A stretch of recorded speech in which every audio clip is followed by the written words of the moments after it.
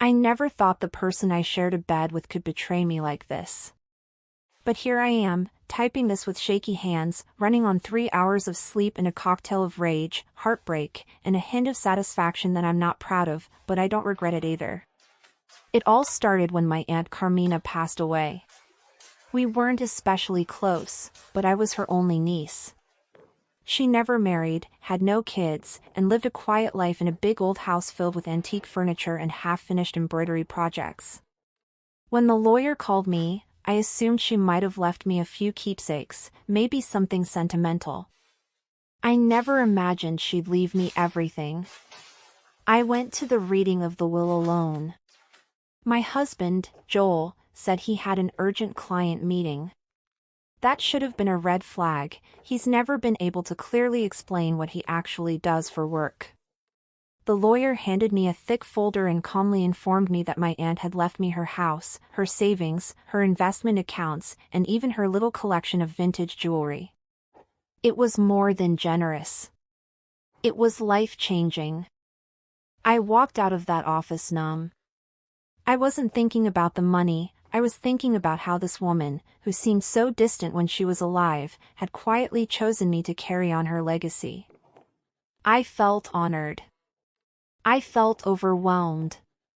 And, okay, maybe I also felt just a tiny bit hopeful for the first time in years.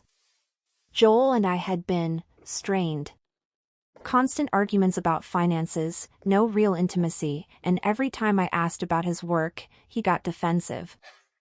I thought maybe this inheritance could give us a fresh start. When I got home, I told him everything. I'll never forget the way his face changed. First shock, then a weird kind of smile. Wow. That's amazing, babe, he said, wrapping me in a tight hug. I'm so happy for you. I wanted to believe him. I really did. But something in his voice didn't sit right. And it only got worse from there. Over the next few weeks, things started to shift in strange, subtle ways. At first, Joel was unusually attentive, bringing me breakfast in bed, suggesting weekend getaways, even massaging my shoulders while I worked late. It was sweet, but it wasn't him. That wasn't how Joel operated. Then came the advice. We should transfer the house into both our names, he said one night over dinner. Just to be safe. You know how banks can be. I laughed it off. It's fine. It's all in order. The lawyer handled everything. He dropped it, but not entirely. A week later, he brought it up again. This time, it was about the savings account. What if something happens to you? He asked. Shouldn't I have access in case of emergency? That's when alarm bells started going off. I didn't say no right away. I played dumb. I told him I'd think about it. Meanwhile, I started checking things, bank accounts, property records, anything I could access. Everything was still in my name, until it wasn't. I went to log into the investment portal one morning and couldn't get in. The password had been changed. Then, when I called the bank about a weird email I received, they told me something that made my blood run cold. My husband had already been there. With my documents. My signature. Only it wasn't my signature. I went dead quiet on the phone, but my chest was burning. How could he? The woman on the other end hesitated. I probably shouldn't be telling you this, but he said you were unavailable and gave us a power of attorney. I hung up the phone and just sat there, staring at the wall. Joel had faked my signature. He transferred one of the accounts into his name and made himself a co-owner of the investment portfolio. My husband stole my inheritance right out from under me. I wanted to scream. I wanted to cry. But most of all, I wanted to understand why. What kind of person does that? And how long had he been planning it? So I decided to find out. Quietly. Carefully. And I promised myself one thing. If he was going to play games with me, I was going to play smarter. I didn't confront him. Not yet. That would have been too easy for him. No, I needed time. Time to watch. Time to dig. Time to understand just how deep the betrayal ran. That same night, I pretended everything was fine. I cooked dinner, laughed at his bad jokes, let him hold me while we watched a movie. I hated every second of it. But if I'd learned anything from Joel over the years, it was how to wear a mask. I waited until he fell asleep, then slipped into his home office. He was careless with his passwords, always had been. He used the same one for everything, his dog's name from childhood and the year we met. Disgusting, right? I got into his email within minutes. And what I found, well, it was worse than I ever expected. There were messages going back months. Not just to banks and financial advisors, but to some woman named Sasha. At first, I thought she was a business contact, until I saw the photos. And the plane tickets. And the lease agreement for an apartment in another city. He wasn't just stealing from me. He was leaving me. The plan was all laid out: drain the accounts slowly, transfer the house as a gift, and once everything was under his control, disappear with Sasha to start fresh. He even joked in one email that I'd probably be too naive to notice until it was too late. Too late. I sat there in the dark, stomach twisted, hands cold and trembling over the keyboard. I wasn't just being robbed, I was being replaced. Erased. But here's the part that really made something inside me snap. He was going to do it on our anniversary. That's when the final transfer was scheduled. That's when he planned to hand me divorce papers, at dinner, no less, and leave the next morning. I didn't sleep that night. I just sat there, in the quiet, planning. Because if Joel thought I was too naive to notice, he was about to find out just how sharp I could be. Over the next 2 weeks, I became someone else. Someone patient. Cold. Strategic. I smiled more. I kissed him like nothing had changed. I even bought him a watch he'd casually mentioned wanting for our anniversary. He kissed my forehead and called me perfect. I wanted to scream in his face. But I didn't. Instead, I started building a little plan of my own. First, I visited my aunt's lawyer. I told him everything. Every forged document, every shady transfer, every lie Joel had told. His expression hardened as I spoke. "This is fraud," he said flatly. "We can reverse it, but we'll need proof. A lot of it." So I gave him proof. Screenshots. Emails. Bank records. I even printed out the lease agreement Joel had with Sasha. I didn't tell the lawyer who she was. Not yet. That part was for later. Next, I went to the bank, my bank, and opened a new account in a different institution. I moved what was left of the untouched funds there. I also filed for an alert on any activity involving my name or accounts. Every move Joel made would trigger a phone call to me within minutes. I also installed a small camera in Joel's office, hidden behind an old clock on the shelf. I told myself it was insurance, in case things got ugly. The final piece was Sasha. I found her on Instagram, private profile, but enough photos to confirm it was the same woman from the emails. Blonde, younger than me, lots of champagne glasses and bathroom selfies. I created a fake account. Followed her. She accepted within an hour. I started commenting. Liking posts. Slowly built a fake friendship. It turns out, Sasha didn't know everything. Joel had told her I was a bitter ex, that the house was his, and that the inheritance was theirs. So I gave her a little nudge. I sent her a message, still as the fake account, with a simple question. Hey, just wondering, does your boyfriend always commit financial fraud to fund your vacations? She didn't reply right away. But 3 days before our anniversary, I got a notification.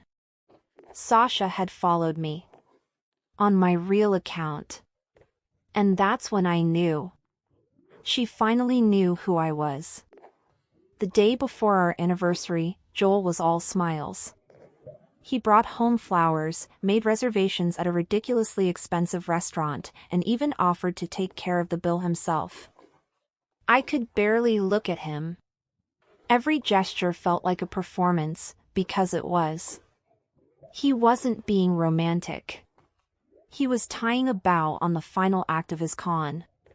What he didn't know was that I'd already seen the divorce papers in his drawer. Signed. Dated. Ready. He planned to slide them across the table with dessert. But I had other plans for dessert. That afternoon, I met with the lawyer one last time. Everything was ready. The forged documents? Reported. The accounts? Frozen. The property transfer? Reversed. And just for fun, I'd send a copy of the lease agreement and Sasha's little vacation selfies to the bank's fraud department with a friendly note.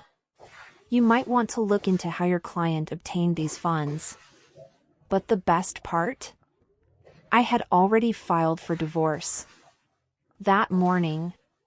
Served, signed, sealed, and waiting in a courier's bag. All I had to do was press send. That evening, I dressed up. I wore the same blue dress I wore the night he proposed. He told me I looked stunning. I smiled and said, I know. At dinner, he went through the motions. Toasted to our future. Ordered the most expensive wine. And then, with all the smugness in the world, he pulled out the envelope. Babe. I didn't want to do this today, but... I stopped him with a raised hand. I know, I said. Calm. Ice cold. He froze. You're leaving me. You took my inheritance. You forged my signature. You've been lying for months. And Sasha? I leaned in. She knows everything now. He went pale. You think I didn't notice? That I was just some clueless little wife you could con? I let you do it. I watched you do it. Because now. I pulled out my own envelope. This is what you get. He opened it with trembling hands. Divorce. Fraud charges. Bank statements. Even screenshots of him talking about me like I was some stupid obstacle in the way of his dream life. He didn't speak. Not a word. People around us were staring. I didn't care. I stood up, tossed $100 bill on the table, and whispered. You didn't just steal from me, Joel. You lost the one person who ever would have stayed with you even when you had nothing. Then I walked out. And I never looked back. The days that followed were surreal. I thought I'd feel triumphant. Victorious. Free. But what I felt was a strange emptiness, like waking up after a long, painful dream where everything looks normal, but nothing is. Joel tried to contact me. Of course he did. First, it was calls. Dozens of them. I didn't answer. Then texts. We can fix this. You misunderstood everything. I was under pressure. Sasha meant nothing. Then it turned bitter. You're overreacting. No one will believe you. You just ruined both our lives. I didn't respond to a single word. My lawyer took care of the rest. The fraud case moved forward quickly, thanks to all the evidence we had. The bank wasn't amused, especially after I confirmed Joel had accessed one of the accounts by impersonating me on a phone call. Apparently, recording customer service calls really does come in handy. He lost access to every account. The property was officially returned to my name. And the police paid him a visit regarding the forged documents. Sasha? She vanished. Deleted every profile, stopped responding to his messages. I guess the idea of dating a con man with legal problems didn't align with her aesthetic. And me? I went back to the house my aunt left me. For a few days, it was too quiet. Too big. Too filled with memories that weren't mine. But little by little, I made it my own. I painted the kitchen. Adopted a cat. Took long walks without checking my phone. For the first time in years, I didn't feel like I was waiting for the next crisis. But here's what really stuck with me, what haunted me, if I'm honest. How many times had I ignored the signs? How many lies had I let slide because it was easier than confronting them? And what if I hadn't inherited anything? Would Joel have stayed? Or would he have left anyway, just without the cash in the house? A few weeks later, I got a letter in the mail. Handwritten. No return address. It was from Joel. The writing was messy, desperate. He claimed he never meant to hurt me, that he got lost in the idea of a better life, and that what we had was real, once. He asked for forgiveness. Not for me, he knew that was gone, but for himself. I read it twice. Then I threw it in the fireplace. Some people don't want forgiveness. They want permission to keep doing the same thing, over and over. I wasn't giving him that. In the end, I didn't need revenge to feel whole. Watching him lose everything he tried to steal was enough. He'd built a future on lies, and the collapse was his own doing. But it still stings. The betrayal. The manipulation. The fact that someone I loved looked me in the eye every day and saw nothing but a means to an end. I've moved on since then. Slowly. I've reconnected with old friends, started therapy, even taken a few trips on my own. The kind of trips I used to dream about but never dared to plan, because back then, my life was about keeping someone else afloat. Now, it's about me. Still, sometimes I catch myself wondering, if I hadn't found those emails, if I hadn't checked the accounts, if I just trusted him like I always did. Would I be sitting here right now, writing this story? Or would I be broke, abandoned, and still wondering what went wrong? So, Reddit. Was I cold for how I handled it? Should I have warned Sasha? Given Joel a chance to explain himself? Or did he get exactly what he deserved? What would you have done?